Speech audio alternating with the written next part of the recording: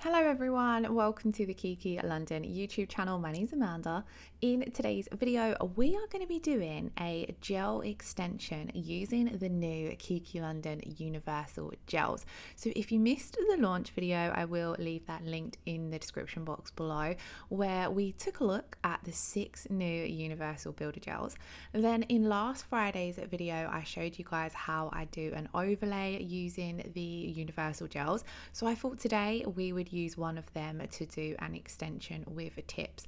So I'm going to go in and prep the nail. Now I prep my nails exactly the same way no matter what gel service I'm doing, and there is a full in-depth prep video already up on the Kiki London channel, so again I will leave that linked in the description box below.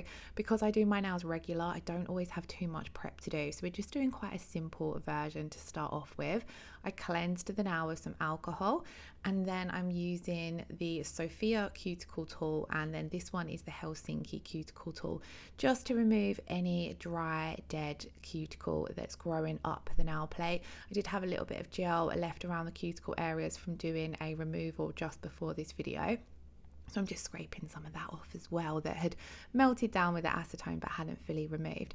So once I have pushed all that skin and cuticle back, I'm going to go in and gently buff the surface of the nail plate simply to remove the shine. So I'm very gently doing this, going in different directions, trying to not go over the same area twice. You just want to be nice and gentle, just simply removing that shine from the nail plate so that your gel products have something to adhere to.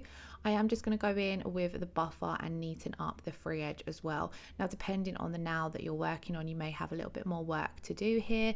If you've got a longer nail, you may want to trim the natural nail or file. I've already got a fairly short length here, so I'm just going to go in and neaten the edges with that buffer. Then I'm going to go in with another alcohol wipe, and this time we're using this to dehydrate that nail plate, remove any excess moisture, so again that we have really good adhesion from any gel products that we put on the surface of the nail. And then once I've done this, we're ready to go in with the Kiki London Primer. This is an air drying product. A little bit goes a long way. So I'm just going to take a small amount on the brush and cover the entire nail from cuticle to free edge. And then we're going to allow this to completely air dry. This then gives us the perfect surface for our gel products. Now we're going to go first of all with the Kiki London Henna Free Base Coat. Now with the Universal Gels, you can use any base coat of your choice. They are universal in that they work with all of the Kiki London bases. I'm using the Henna Free one today, and the Universal Gels are Henna Free as well. So you could combine this with the Henna Free top coat and have a complete Henna Free setup or system. Now I'm going to apply my tip over the top of the base coat. This is kind of optional. I've done this both ways. Applied the tip directly to my natural nail and then applied base coat to the entire nail, and that way works perfectly. And then I've done this way as well, where I apply it over the top of my base gel, and again works perfectly. So that's what I was doing today. But if I'm applying it over the top of my base coat, I do like to remove that tacky layer that's left behind from the base coat, otherwise my glue doesn't seem to like to stick to it. And the tips I'm using today are already pre-buffed, but I'm still going to go in and gently buff the surface.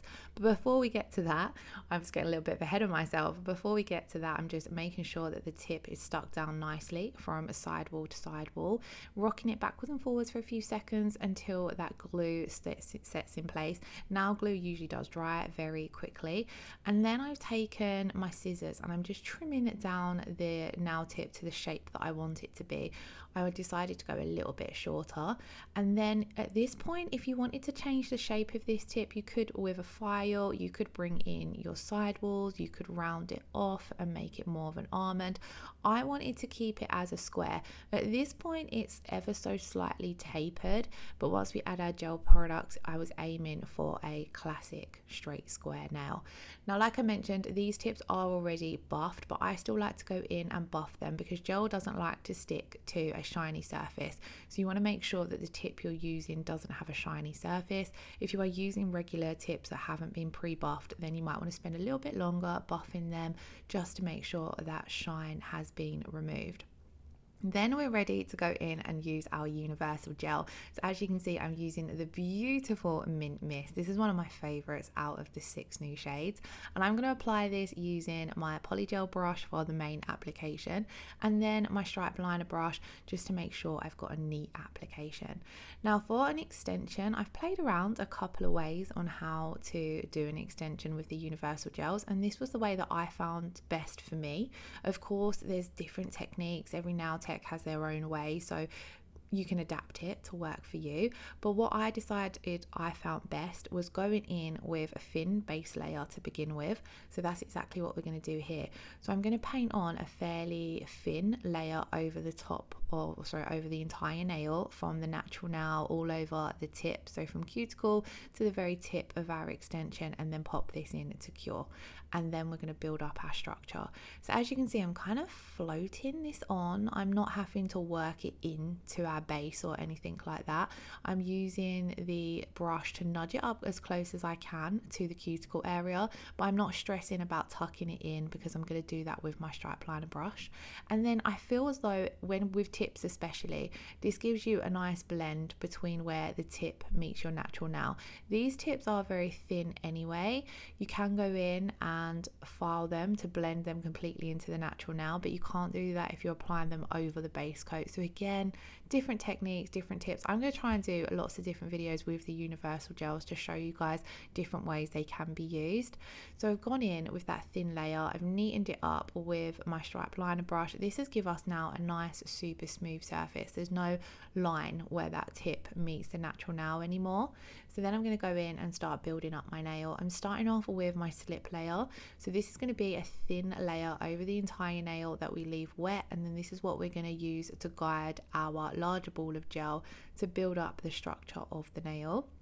So again, painting this on, this time a lot thinner, working it in to that base layer that I've applied because I don't want it to be too thick, making sure that I'm covering the entire nail and also keeping it as neat as I can at the sidewalls and the sidewalls and cuticle area, because your larger ball of gel will follow wherever you've put your slip layer. So if you happen to get your slip layer onto the cuticle and skin, you're more than likely going to flood that with this builder layer. So do clean up any excess gel that you don't want in any areas before going in with your next ball of gel.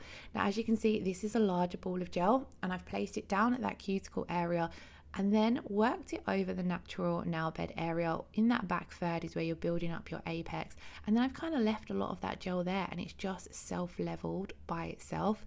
The universal gels do self-level quite quickly because they have a thinner viscosity compared to the sculpting gels. They're very similar to the easy build-up gels in a bottle. So we've got this first layer over the entire nail. I've built up a small apex, I've taken it down to the free edge, and then I'm just neatening up again at the sidewall area with my stripe liner brush. So at this point, we've built up a small amount of structure, but in my opinion, I needed a little bit more for that apex area, a little bit more strength for the extension. So I'm going to go in and do the same again, a thin slip layer before we do our builder layer. I did go in with a little bit too much gel, so I'm just wiping some of that excess off. And then with this ball of gel, I'm mainly focusing on it where I want a little bit more thickness. So I want in a little bit more structure in that apex area, just so it's nice and strong. So I'm not taking this ball of gel right up to the cuticle area because I don't need any more thickness there. I'm laying it down where I want it to go, and I'm leaving that product there, and then just thinning it out towards the tip of the nail. The tip did look a little bit thin, so I'm wanting to make sure that there's product there, but I did have a slight dip between the apex area and the tip of the nail, so I was filling that in there with my brush as well. And I'm doing this by just moving my brush very slowly from side to side, and look how beautifully it has self-leveled with doing barely any work. Now, each of your layers of universal gel do need to be cured for 60 seconds. So this is what the nail looks like without any filing or refining. I don't actually know if I felt as though it needed any filing or refining, but I wanted to sharpen up my shape. I'm blown away by how easy the universal gel is to work with because it self-levels so beautifully. It's really hard to apply bulky or lumpy or usually there'll be areas where I feel like, yeah, I need to go in and refine that, where with this application of the universal gel, I did not feel that. I did still go in and file and refine to kind of show you what I would do if I did feel as though it needed that. I do feel as though the shape needed sharpening up, so I'm going in with the 180 grit side of my file, and the reason I'm using the 180 grit side is because I just don't need to pay too much attention to debulking. And then I'm just going to go over the entire surface of the nail just to smooth everything out. But like I said, I really didn't feel as though this step was massively necessary. So I'm only doing a few swipes with my file, and then I'm mainly focusing on just getting that nice sharp square shape. Going underneath where the tip was applied as well, just to make sure the lower arches are nice and level. And then once I've done this, because I filed, I'm going to go in with my buffer just to smooth out any harsh scratches that have been left behind from the file. Now, if you was 100% happy with your application, you could completely skip filing and buffing, and you could simply go in and apply your top coat. Or if you was coming over the top with a color gel polish, you would apply that and then a top coat. Because I have filed and buffed, I do need to make sure to give the nail a really good clean. So I'm going to go in with my dust brush to begin with, remove a lot of that dust, and then I'm going to go in with an alcohol wipe and really scrub the nail to make sure there's no dust on the surface. Now, I haven't done a matte finish with any of the universal gels yet, and I really loved how this color looked matte, so I'm going to go in and apply a thin coat of the Kiki London No White Matte Top Coat just to finish everything off and keep that beautiful matte look. Now, going in with the matte top coat, you can see it goes on glossy, so you do get an idea of what the nail would look like if we had kept this color glossy. There are also swatches in the first universal gel video as well, but how gorgeous does it look with that velvet matte finish? I feel as though matte nails are so pretty for spring.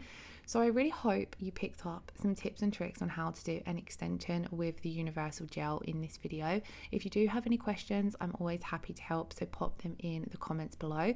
You can also use the universal gel for sculpting as well, so you don't have to use tips if you prefer to sculpt. But this is what our extension looked like. I absolutely loved how easy it was. I love how the color has turned out. If you did enjoy today's video, do check out the previous ones on the universal gel if you haven't already. Give the video a thumbs up and hit that subscription button, and I shall see you all again in next Friday's video. I hope you all have a wonderful weekend. Lots of love. Take care. Bye bye.